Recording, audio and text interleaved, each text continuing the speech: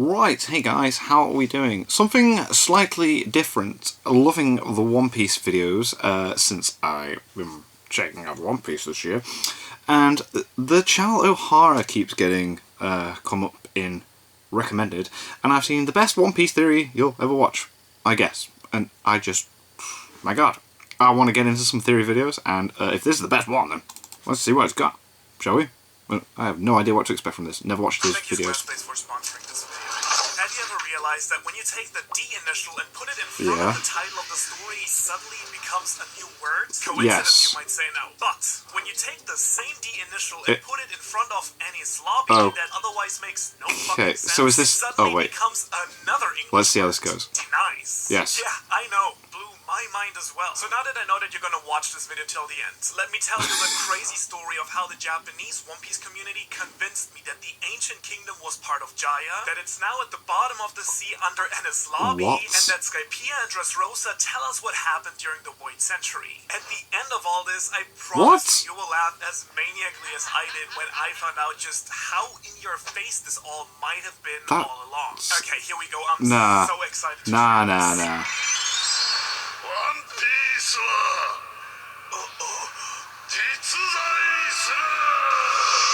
Let's go.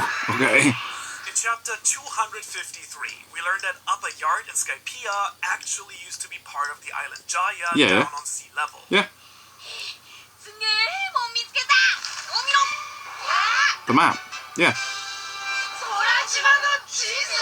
When you put both maps together, they form one giant skull-shaped Face, island with modern Jaya being the teeth, and the legendary golden city of Shandora as the right eye. Yeah. Oh, yeah, and there is a giant perfectly round gaping hole where the other eye should have been. Why is no one mentioning this? Yeah. There's an ancient city in the one eye, and the second eye looks like someone ripped out the one piece of the island that made the second eye of the skull. Right? One piece? Are you telling me? Yes, this video is also about the true nature of the One Piece and why Skypiea was actually not the least important, but the most important arc. Because I feel like we're going back there, but I first stumbled across the centerpiece for this theory when doing research for my NL video. I came across this new Japanese One Piece YouTuber called Yuderon who absolutely rocks the Daft Punk mask and who has this crazy video about the true essence of the One Piece. Since I luckily speak some Japanese, I watched it all, and it blew my mind so damn hard. And then I just sat there for like 5 minutes like this can't be real. For whatever reason, this theory does just not exist in the English-speaking community. I asked him on Twitter if he would be willing to let me share his thoughts, and got completely ghosted. At least he followed me back, though. That's cool. So, in good old pirate spirit, I decided to share with the people what belongs with the Come on, okay, so let us know. The first thing that absolutely caught me by surprise is how much more Oda seems to play with words, numbers, and letters than we English-speaking fans seem to realize. Actually notice, right? Best example that is actually also relevant for this video is One Piece itself. In Japanese, One Piece is written in the katakana alphabet as One Piece. But this is only on top of an actual Japanese phrase. Hitotsunagi Daihyo.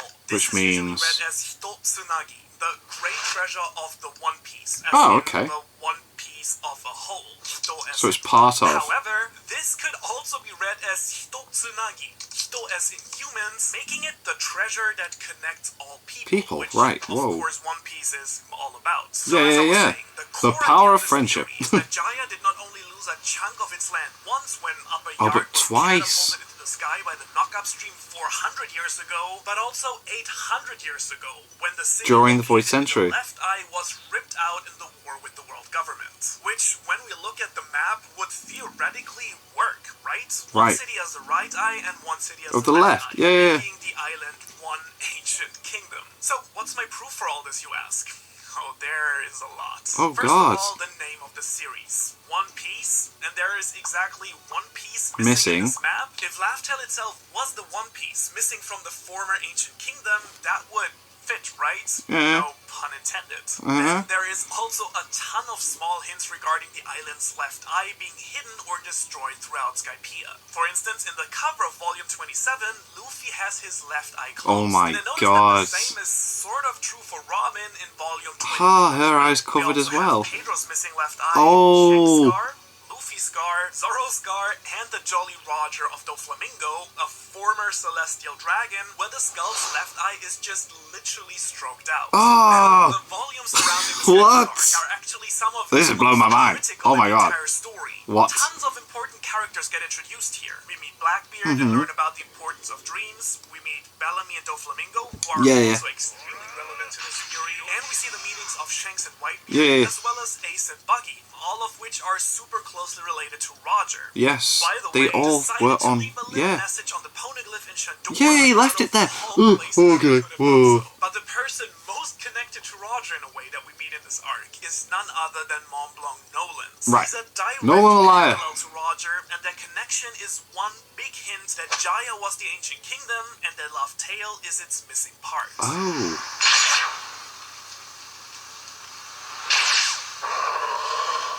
Nolan is basically Roger, but in many ways reverted. Both of them were very powerful, free-spirited adventurers. Yeah. This panel here, where only Nolan can hear the sound of the bell, strongly suggests that just like Luffy and Roger, he had the voice of all things. Oh, both of them okay, maybe, yeah. Places, Shandora and Laugh Tale, both came back with no evidence, and both were sentenced to death and executed. Oh, damn. However, here the stories start to invert each other.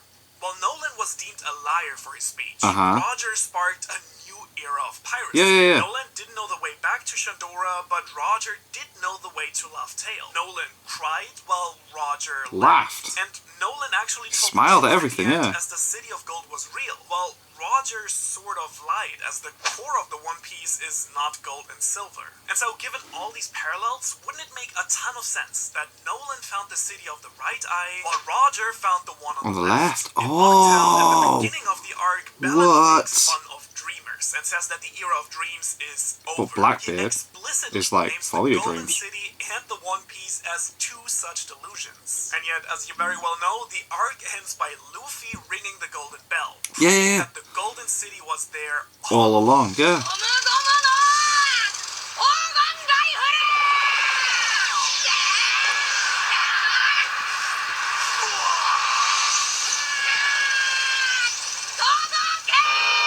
Bam. Cool. Well, wouldn't it be extremely fitting then, even ironic, if the One Piece, the second location of dreams, used to be in the very same spot that Bellamy used to make fun of both of them? Further, when we reach the ruins of Shandora, Robin explicitly states that there is no doubt that this city fought against the enemy in the war. Yeah.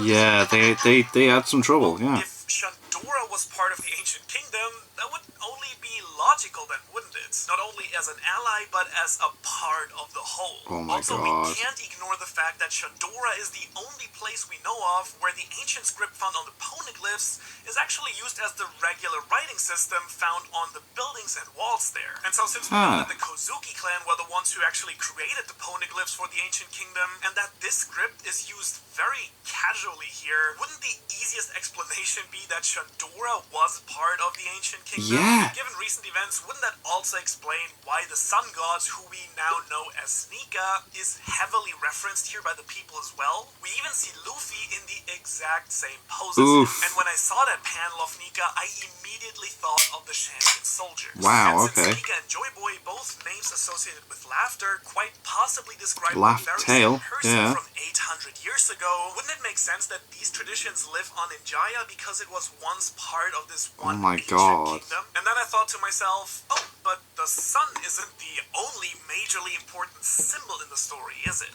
One of the most moon as well, yeah. returning themes in One Piece is also the moon. Oh my god, yeah, because he's on the moon. He's gone to the... Oh, here we go. All the significant things that happen under a full moon in the story. The sun and the moon obviously go hand in hand in pretty much any mythology. On Zou, another ally of the ancient kingdom, we even get guardians of the night and the day with Nekuma Mushi. Yeah, they do, yes. One does daytime, one does nighttime.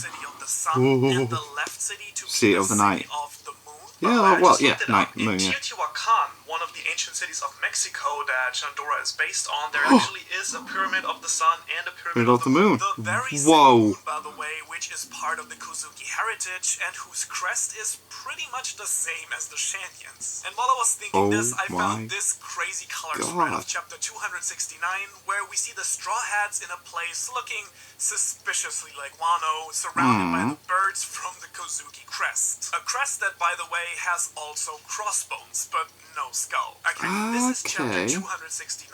The last battle of chapter 268 is this. Yeah, coincidence? I think not!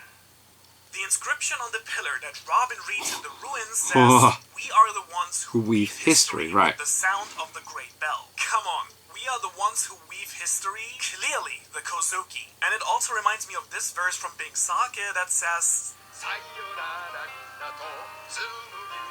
the Weaving Village. Goodbye harbor of the Spinning Village. On top of that, I then remembered that the Shanyans came down from the moon to Jaya with very advanced technology, making them the perfect candidates to be part of an ancient, powerful kingdom.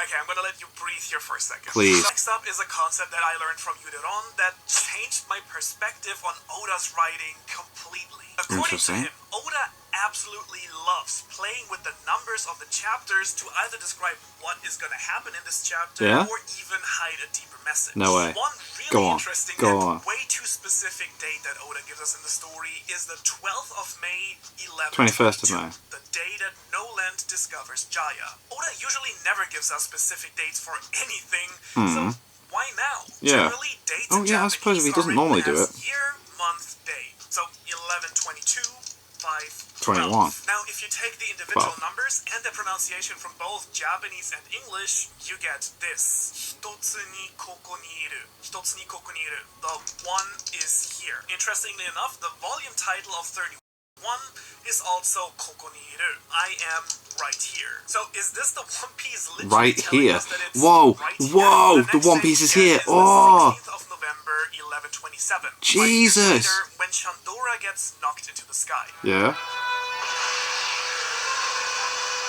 Same game. This time we get Hitotsunagi in Dororo. Do you remember? Hitotsunagi is the One Piece, and in is the sound of a bell. Thus, this date reads, the One Piece roars with the sound of a bell. The bell coincidentally being part of the unfulfilled promise to Noland to ring the bell that was then inherited over generations until Luffy was finally the one to fulfill it. God. Another promise that was unfulfilled and inherited to future generations was that of Joy Boy, not 400 but 800 years ago. During the Void Century.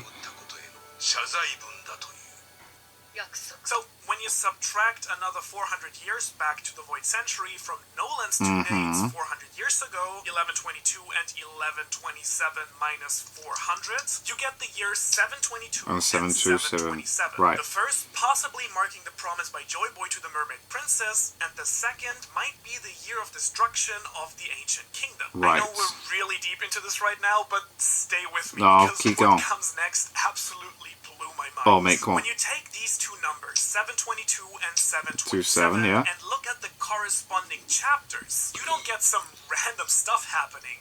No, 722 is the reveal that Doflamingo is a celestial dragon. Okay. In this chapter, he tells Law about how the 20 kings created the world government. 19 of the 20 families deciding to move to Merijoa, while the Nefertari family was the only one who did not go. The descendants of these kings, the world nobles, still live there today. And so this meant that 19 of these countries had to elect new royalties and new kings, and so new royal families were established. As a result, the new ruling family in Dressrosa were the Riku family, while the family that left for Merijoa were the Don Quixote family. Yeah, the Don Quixote family. History. Okay, so anything else that might be interesting happening in this chapter? Oh, yeah, we have a literal golden bell ringing in close-up. And then there is Jala. Do you remember Jala and her great artwork? Yeah, that was a weird, me neither. like, but look at I nearly said quirk then. Devil fruit ability, yeah. A giant gate with two eyes. The right one, bright like the sun, is open. The left one, dark is crying. No. I don't have to spell this one out for you, right? this might well represent the ancient kingdom being destroyed and ripped out of Jaya. All while Brook is playing music. This is and we all so crazy. Music is in the One Piece endgame. Oh. And after defeating Jolla, he even says this.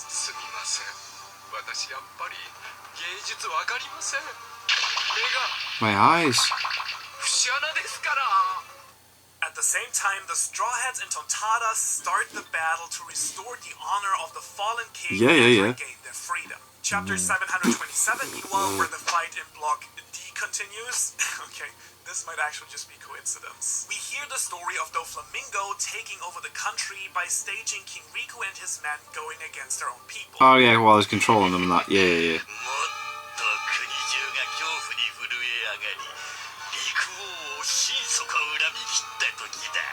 The wordplay we get for this chapter number is Chini Ochiru, falling to the ground. Not only how Dressrosa fell, but also how the ancient kingdom fell. Jolla even says that her cryptic art is meant to represent the tragedy of Dressrosa.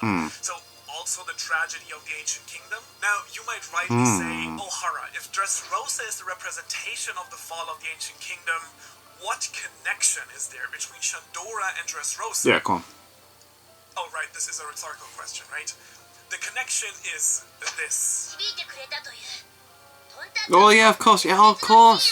The chapter He when met Nolan them. finds out that Shandora has vanished while Kalgara waits for Nolan's promised return is chapter 292, titled Like the Half Moon Hidden by the Clouds. Again, the symbol of the moon that we can also find on Nolan's ship in this chapter. And the wordplay for this chapter is Tsukini, two moons. In other words, two half moons of a moon making a whole, making the sun. Wouldn't it also make a lot of sense that the D is actually a half moon? 800 years ago, the people of the sun were overthrown, and the done piece became the one piece. A circle became half a circle and became eventually a letter. The will of V then being to be made one whole again, becoming the sun, becoming one piece. Okay, I thought to myself at this point, this already makes way too much sense. But now on to the biggest mystery of it all. It's Why still do I going. think that the One Piece and or Laugh Tale is at Enies Lobby? Is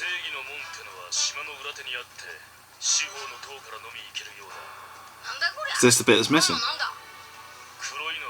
The same Enies Lobby, by the way, whose main villain is called Rob Lucci, the one who robs the lights, just saying. Okay, so we have one piece that when adding the D2, it gives us done piece. Okay. Done piece. The first thing that connects Enies Lobby to this is that it also takes a D. Suddenly, Enies Lobby that makes no sense as a word becomes denies. Right. What, so I thought. But it's probably more of denies who. When you really think about it, Enies Lobby is one of the most freakish places we've ever visited in the story, and I know that says something. It never gets dark there. We have the enormous gates. The gates and everything, yeah, to lead there with the currents change and all that, right? Yeah, one of the central government facilities, but it makes no sense that they would hold their mock trials on an extra island instead of Impel Down, for instance. That's and what the true. is the deal with this giant hole gaping in the middle of the ocean? The moment I looked at Enies Lobby's map, it just made a lot of sense that this might have been the missing piece in the Jaya map that we're looking for. Shape-wise, it absolutely fits. I also wondered if these weird ancient structures on top of the island had any purpose for the Marines, but it doesn't seem like they do. So could it be that these are the remnants of an actual ancient kingdom? The missing link that we were looking for? And then the government just decides to build its own stuff on the island. Is that why they parade the pirates they capture over this island? As a forgotten tradition to remember their glorious victory of the pirate kingdom they fought against? I mean, it is called the Island of Justice after all. Shiho no Shima in Japanese. And here I'm a little bit proud of myself because I wondered that if there were multiple readings to the word for One Piece, there might be more to this as well, right? So here's what the dictionary told me. Shiho, obviously with different kanji combinations, next to justice, can also mean 1, 4 directions, 2, secret information, right? and 3, greatest treasure. Whoa. Okay.